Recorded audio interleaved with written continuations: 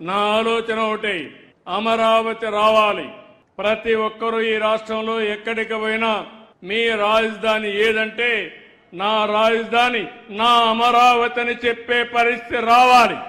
అక్కడి నుంచి అన్ని ప్రాంతాల అభివృద్ధి కావాలి.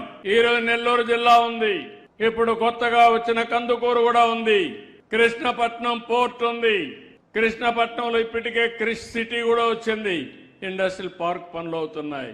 రామాయం పట్నం వచ్చింది, రామాయం పట్నంలో బీపీసీఎల్ 95,000 కోట్ల రూపాయలు ఖర్చు పెట్టి పెద్ద రిఫైనరీ పెడుతున్నారు.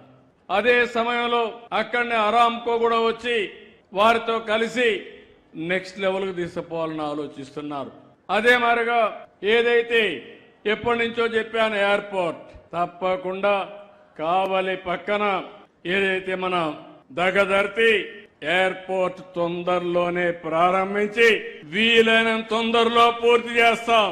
2 పోర్ట్లు, ఒక ఎయిర్పోర్టు, భవిష్యత్తులో ఇంకా అనేక అభివృద్ధి కార్యక్రమాలు, సోమశిల నీళ్లు, నేషనల్ హైవేస్ గాని, రైల్వే లైన్స్ గాని, ఇన్ని వస్తులుంటే ఇంకా మీకు కావాల్సింది ఏంటంటున్నా, మీ మైండ్కు పదును పెట్టండి, మీరు కూడా పనిచేయండి.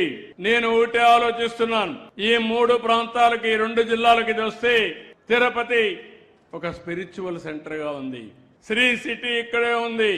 రేపు కూడా ఎల్జీ 5,000 కోట్ల రూపాయలు ఖర్చు పెట్టి ఒక 10,000 మంది ఉద్యోగాలు కూడా క్రియేట్ చేసే పరిస్థితికి వస్తున్నారు.